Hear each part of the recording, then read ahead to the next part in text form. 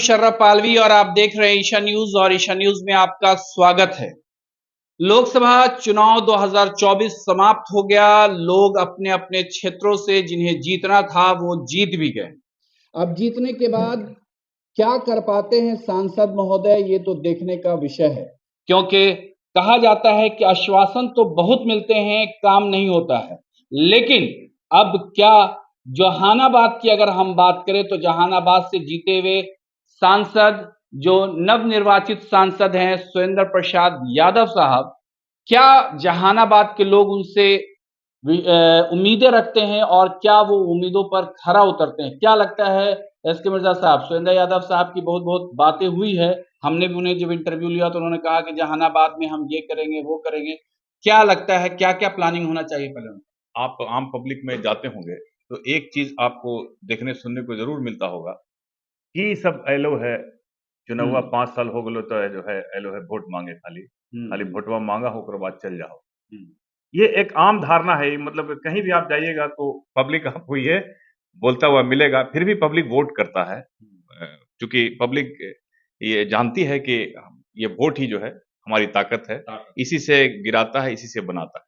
अब रह गई जहानाबाद से सुरेंद्र प्रसाद यादव के बारे में, जो आपने कहा, आपके जो सवाल है कि बहुत उम्मीद से सुरेंद्र यादव को लोगों ने काफी मतों से जीत दिलाई है और सब जाति सब धर्म का इनको जो है वोट मिला है, हर तबके के लोगों ने इनको वोट किया है। अब ये कितना खरा उतरते हैं, क्योंकि जैसा कि 5 साल 5 बार से ये बेला में विधायक हैं कंटिन्यू, तो पब्लिक तो वोट इनको करती है। तो पब्लिक वोट, एक चीज आप ये भी समझ लीजिए कि आपके पास बहुत पैसा है या बहुत आप बाहुबली हैं, पब्लिक वोट नहीं करेगी आपको जब तक आपका काम दिखेगा नहीं, जब तक आपको आप विश्वास पर खरे नहीं उतरेंगे। तो सुरेंद्र यादव ने तो ये दिखाया है, बेला में रहे हैं, यहाँ तो 13 ही महीने के लिए सांसद रहे थे, समझ गए ना। उसमें आपने देखा होगा थाना रोड में जो पुल है ये सब का निर्माण करवाया था, बहुत मतलब कम दिनों में रहे। तो अब एक बड़ी उम्मीद सुरेंद्र यादव से लोगों को जुड़ी है, क्योंकि यहाँ से जेडीयू के कैंडिडेट चंदेश्वर चंद्रवंशी को उन्होंने हराया है, काफी मतों के अंतर से हराया है। तो दो लोगों की उम्मीद है, जैसे राजा बाजार पुल का जो मामला है, चंदेश्वर चंद्रवंशी ने कहा था कि ये मैं करवा चुका हूं काम और सिर्फ काम लगना बाकी है। अब इस काम को कितनी तेजी से सुरेंद्र यादव करवाते हैं, और भी बहुत सारा काम है, क्योंकि बहुत सारा काम कोरोना में नहीं हो पाया था।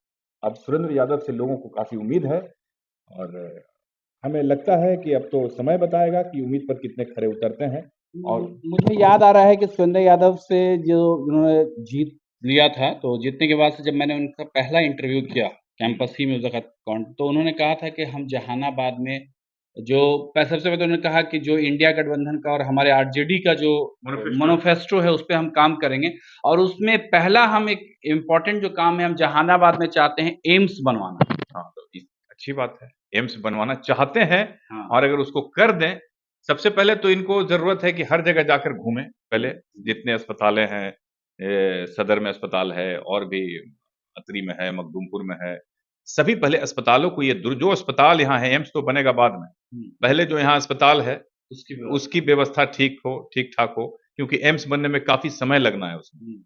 हो सकता है इनका कार्यकाल भी खत्म हो जाए 5 साल, फिर से चुनाव ना आ जाए, ठीक है ना, ये होता है। पहले तो अस्पतालों की जो व्यवस्था है उसको देख ले, कहाँ कहाँ विकास अवरुद्ध है, क्या क्या मुश्किलें हैं, किस किस कार्यालयों में क्या क्या मुश्किलें हैं, देखना चाहिए। अब कितना देख पाते हैं ये तो आने वाला समय में पता चलेगा।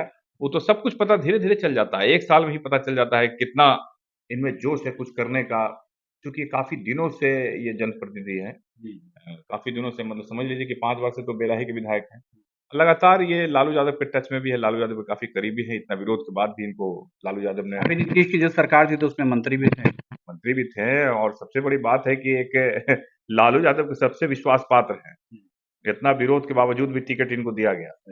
और पिछली बार इन्होंने जो है मात्र ये 1700 वोट से हारे थे, इस बार काफी वोट से, करीब 1,42,000 समथिंग वोट से ये जीत दर्ज किए हैं।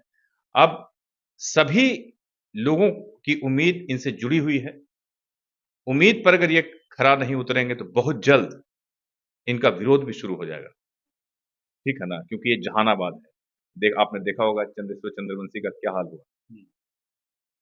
एक तरह से समझिए कि बिहार में बहुत सारी सीटें एनडीए जीत गई, ठीक है ना?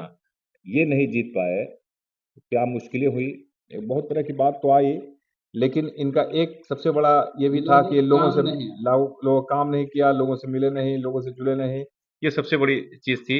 इस चीज़ को सुरेंद्र यादव को पाटना होगा और चूँकि बेलागंज के विधायक हैं, तो वो सीट भी छोड़नी होगी क्योंकि अब वहाँ तो चुनाव होना तय है। अब चुनाव होगा, ये हो सकता है चुनाव विधानसभा का भी हो जाए। जल्दी में जिस तरह की बात नीतीश कुमार वहाँ पहुँचे हैं केंद्र में और जिस तरह का नीतीश कुमार को एक बार फिर से सफलता जो मिली है, जो चाबी मिली है, अब वो कितना तहलका मचाते हैं, ठीक है ना? और जहानाबाद को किस रूप में सपोर्ट मिल पाता है स्टेट से या केंद्र से, इस पर भी निर्भर करेगा, समझ गए ना? और कितना काम कर पाते हैं सुरेंद्र यादव, ये आने वाले समय में पता चलेगा। लोग उम्मीद कर रहे हैं कि काम करेंगे, अभी उम्मीद पर खरा उतरते हैं, नहीं उतरते हैं, अगर नहीं उतरेंगे तो विरोध भी बहुत जल्द शुरू हो जाएगा, ये आप समझ लीजिए। चलिए, तो पब्लिक चाहती है कि नेताजी हमसे जैसे चुनाव में आके मिलते हैं वैसे समय समय हमसे मिलते रहें, लोग उनसे मिलते रहें, रूबरू होते रहें और जहानाबाद का जो विकास के नाम पर जो वोट मांगा गया, विकास के नाम पर जो लोगों ने वोट दिया है, उस पर जरूर काम हो। और ये जरूरी है क्योंकि जहानाबाद कहा जाता है कि 5 साल में ठगा गया, तो ये आने वाला जो 5 साल है, जो नए नव निर्वाचित जो सांसद हैं, वो कम से कम जहानाबाद के विकास में महत्वपूर्ण योगदान दें। खैर, आने वाले वक्त में हम लोग देखते हैं लगातार न्यूज़ आपको अच्छी खबरें होंगी, और जो अगर काम नहीं भी होगा और आप लोग को भी अगर लगता है कि हमारे क्षेत्र में कहीं पर विकास की कमी है तो वो बताइएगा, हम लोग आपकी खबर को तरजीह देकर चलाएंगे। जब तक के लिए मुझे दीजिए इजाजत, नमस्कार।